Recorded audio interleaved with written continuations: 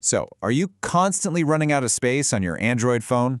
Or maybe you just bought this massive new microSD card online for a suspiciously low price, and now you're kind of worried it might be a fake? Well, you are absolutely not alone. Today, we're going to fix that storage problem and completely lock down your data. Welcome to The Explainer. I'm really excited to walk you through this because we're doing a step-by-step guide on how to add more storage with an SD card on your Android. We're taking all the guesswork out of it entirely, so you can expand your digital space with total confidence. Okay, let's dive right into this. Here's the game plan. First, choosing your microSD card. Second, spotting fake storage cards. Third, the step-by-step Android installation. Fourth, formatting for Android. And finally, encrypting and securing your data. Let's get to it. Section 1. Choosing your microSD card and decoding all that jargon. Right, so before we even think about opening up your phone, we've got to make sure you're buying the right hardware. Now, if you've looked at memory cards recently, you've definitely seen these acronyms. SDXC stands for Secure Digital High Capacity, and those range from 4 to 32 gigabytes. They use the FAT32 file system, which is totally fine for smaller, standard files. But if you want serious storage, you really want SDXC, or extended capacity.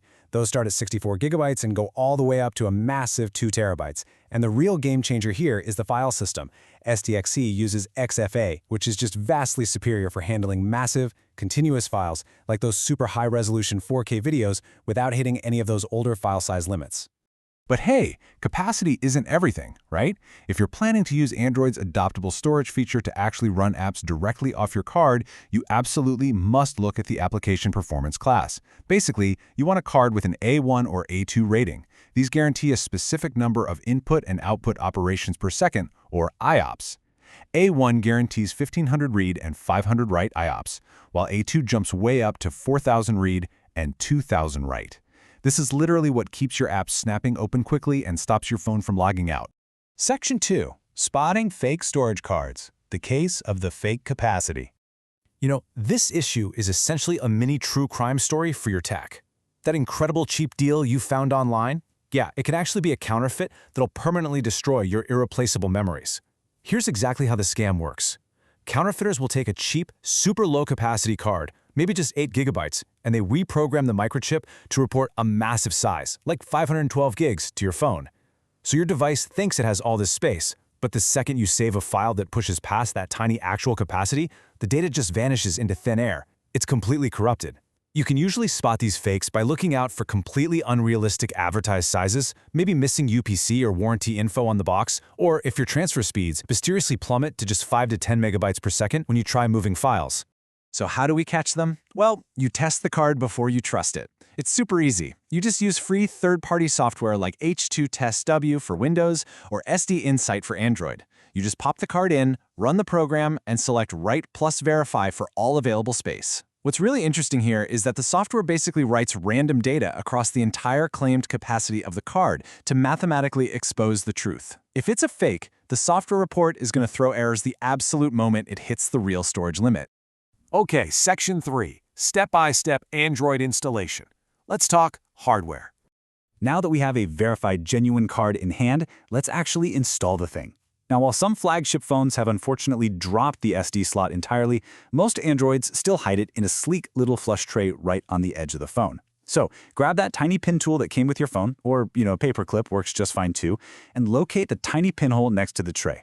Push firmly into the hole to pop it out. Next, look closely at the shape of your microSD card and align it to the left side of that hybrid tray. It has to sit completely flat and flush. If you put it in upside down, it won't sit right, and whatever you do, don't force it or the tray won't close. Just gently slide it back in, using that pinhole as your guide for perfect alignment. Moving on to Section 4, formatting for Android, the software side of things. All right, your hardware is officially in, but your phone needs to prep this new digital real estate before it can store a single photo. So let's walk through the software setup. Just swipe up on your home screen and search for your Files or My Files app. Open that up and you should now see your newly inserted SD card listed right there. Tap on it, hit those 3 little dots in the top right corner, and select Format to prepare the drive. Now, quick warning here. Formatting completely erases any pre-existing data on the card, so make absolutely sure it's empty or that you've backed up anything important first. Actually, here's a really fascinating fun fact about data recovery. Formatting doesn't actually destroy your files right away. It merely deletes the file allocation table, or FAT. Think of it like ripping the table of contents out of a huge book. The chapters, which are your actual files, are still physically written on the memory chips until brand new data overwrites them. So if you ever accidentally format a card, stop using it immediately. You can very likely recover the whole shebang using specialized recovery software. Finally, Section 5, Encrypting and Securing Data. Let's lock it down. So, the absolutely crucial point now is keeping your personal data safe. Because think about it, what happens if your phone is stolen and a stranger just pops that SD card out? Without protection, anyone can read your files. And that is exactly why we use encryption. Encryption is simply a security process that transforms your standard, readable files into encoded, unreadable data. It locks your memories and documents behind a complex algorithm. Once encrypted, your files are completely useless to a thief. Even if they take your microSD card and plug it straight into their computer, they won't be able to see a single thing without your correct password, your PIN, or your authorized phone. And honestly, locking it down is incredibly simple. Just open your Android settings, navigate to Security, or it might be called Biometrics and Security depending on your device, and select Encrypt SD card. You're definitely going to want to plug your phone into a charger for this part, and then just wait for the process to finish. It takes some time depending on how much data you have, but this software process effectively links your SD card permanently to your specific phone's secure environment. Oh, and this brings us to a really vital technical warning directly from the Android setup process. Do not remove the memory card or power off the device during encryption, as doing so may cause data corruption. Seriously, be patient here. Interrupting this process breaks the cryptographic chain, and you could permanently destroy your files. Just let the phone do its thing. Which leaves us with one final thought to ponder.